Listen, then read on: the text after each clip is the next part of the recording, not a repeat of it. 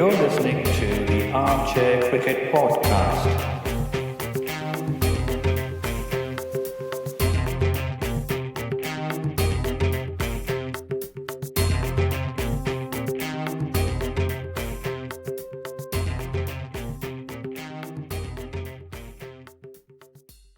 Hello, all.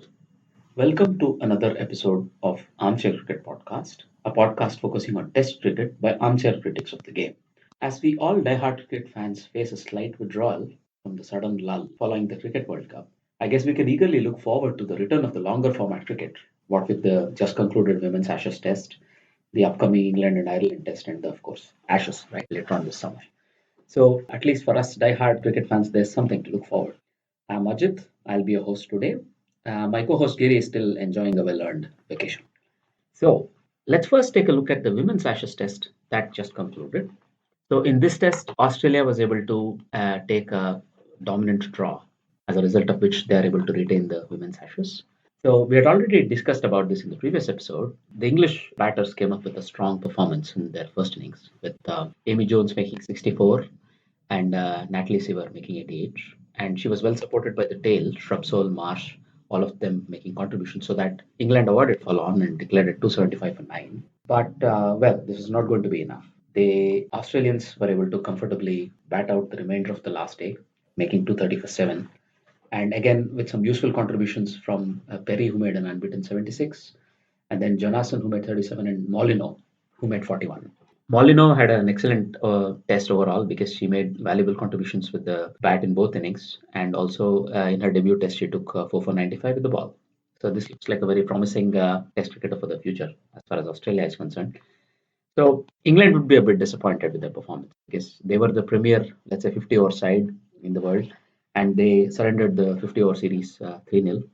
And having also not being able to win this test, I think they have no chance now. Even though there are 6 points to be had from the T20s, I think it's not going to be possible that they'll even be able to draw the series, let's say. So it's going to be a tough challenge for them. But yeah, let's see how that unfolds in the upcoming days and weeks. Further, let's have a quick preview of the England versus Ireland test that's about to begin on 24th of July. So if you were to take a quick look at the squads for this test, you could see that England have rested Josh Butler and Ben Stokes, two of the most important cogs in this England wheel. While the two fast bowlers, Mark Wood and Jofra Archer, have been given a break to recuperate from any minor niggles. So this means, there are some new names in this English squad. Lewis Gregory, who's been a very faithful servant for Somerset over the years, has been given a chance, and so has been Warwickshire's Ollie Stone, who's a very fast bowler. We've just come to know that Anderson has been ruled out of the test because of an injury, calf injury. Therefore, it looks like more and more Ollie Stone may make a debut tomorrow. Making a debut along with him most certainly will be Jason Roy, who's taken a very well-deserved place in the Test 11 following his exploits in the Cricket World Cup. He might open with Rory Burns from Surrey, but also it might be that the other incumbent opener, Joe Delhi, might be given a chance to open, and Jason Roy might bat at 3. So all of these things will remain to be seen. Stuart Broad, who is coming back into the squad, will lead the attack along with Chris Wokes. And maybe Jack Leach, who's now in the squad ahead of Moeen Ali, might look to make a mark in this one-off test against Ireland. When we look at the Irish squad, they have some selection headaches of their own. Would they give a match to Craig Young ahead of somebody like Boyd Rankin, who appears to be a little bit on the wane these days? Who would open the batting? Would it be James McCollum with William Porterfield, or maybe with Paul Sterling? Or would Paul Sterling bat in the middle order after maybe somebody like Andy Balbirnie? So there are some interesting questions for Ireland as well with respect to selection. But one stalwart they have that they can fall back on is Tim Murter, who's been playing for Middlesex for a lot of time and probably knows this Lord's pitch as best as anyone else. So it's going to be a stern examination for England whenever they face up against new ball with Tim Murter bowling it. So it's going to be a very interesting test, I guess. And as far as England are concerned, this is going to be a real banana peel of a test because they are let's say, the form team and also the stronger team coming into this test. Ireland have absolutely nothing to lose. They are playing their first test against England at the home of cricket, so they'll be looking to enjoy this occasion above all. But England will want to, at all costs, not lose this test because one, it'll dent their confidence going into Ashes, but also, throw them up a little against newcomers to test cricket like Ireland. So all in all, I think we can look forward to a fantastic contest. Now, if you were to look at some of the other news from outside the cricket field, so the Indian squad for the West Indian tour has been picked, and there have been some interesting choices, let's say, made by the Indian selectors. So Dhawan and Saha make a comeback, and Deepak Chahar, the leg break bowler, gets a maiden T20 call up. Also, we know that Hardik Pandya has been rested for the tour, and into the ODI squad come Shreyas Iyer and Manish Pandey. So probably the last two named will look to fill the number four spot. That was a bit of a contention for India in the Cricket World Cup. Also, Vriddhiman Saha has made a comeback. He spent a lot of time out of cricket because of a shoulder injury he sustained in the IPL in 2018.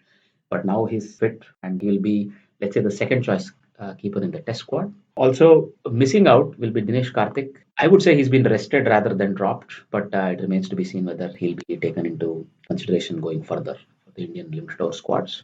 Yes, Bharat, a very promising keeper, was also, I think, spoken about in detail, but they being the selectors, probably chose to give Saha another chance because he was, after all, out of the game. So it'll be a very interesting makeup for India because they have some exciting talent, at least in T20s. They have Navdeep Saini and Washington Sundar also will be back in the squad. With the regulars Shami and Bumrah out, somebody like Khalil Ahmed will look to make an impact. He finds space in the limited over squad. Also, I think the spinners will be very keen to make sure they prove their point because they weren't effective as they would have wanted at the end of the World Cup. They'll be very keen to prove a point again. So, all in all, it's going to be a very interesting tour. India will want to put behind them the bitterness they had at the Cricket World Cup with the semi-final exit. They'll want to have a dominating performance in all three formats, I guess. But we know that West Indies is a very tough team at home, so we can expect a tough contest as well. Now, going forward, Pakistan have invited Sri Lanka to come play in Pakistan in October as a part of the ongoing World Test Championships. They were supposed to play two tests against Sri Lanka in UAE, but this time they have made a request that Sri Lanka come tour Pakistan. So a security delegation from Sri Lanka will probably take the final call on whether Sri Lanka will tour Pakistan or not. But it would be poetic justice if Sri Lanka were to be the team that were to return back and play international cricket again, especially tests in Pakistan, given what happened a decade and more ago. So it will be a very good thing if Sri Lanka can go back to Pakistan and resume international cricket there. Also, speaking of Sri Lanka, a couple of other interesting news. Akila Dhananjaya, Niroshan Dickwella, and Lakshan Sandakan have made a comeback into the Sri Lankan squad for the ODIs against Bangladesh. These were some of the notable absentees one could remember from their World Cup squad. But it looks like they have again deservedly been included back in the squad.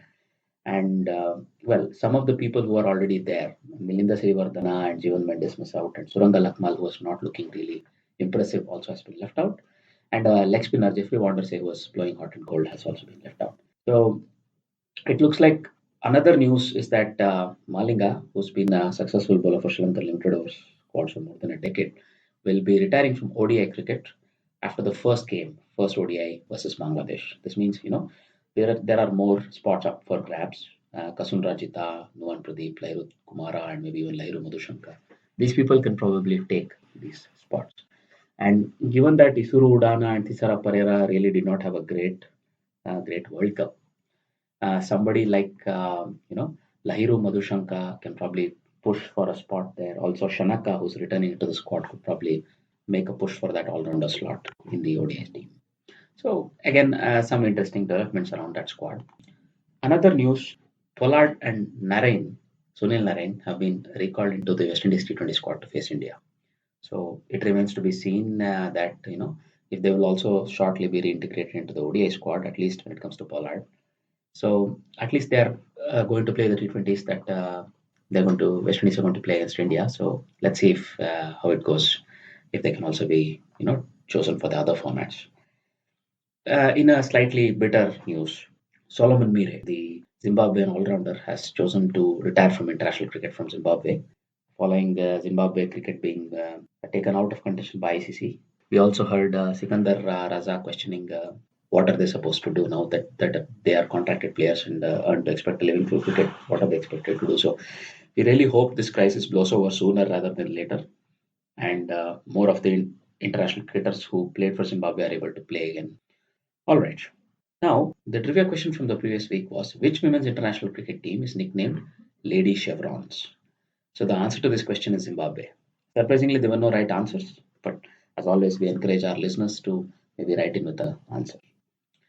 The trivia question from this episode is, how many Ashes series have been drawn in the history of Ashes? So we know there have been 70 Ashes series so far contested between England and Australia.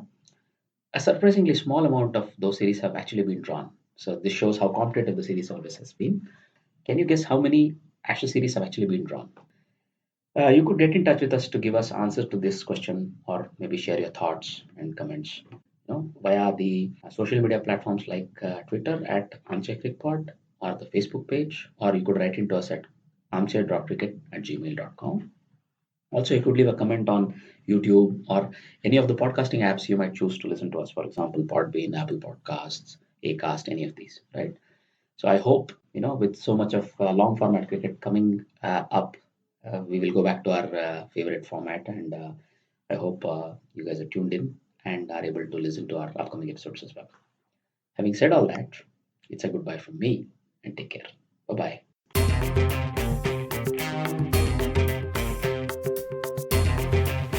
You're listening to the Armchair Cricket Podcast.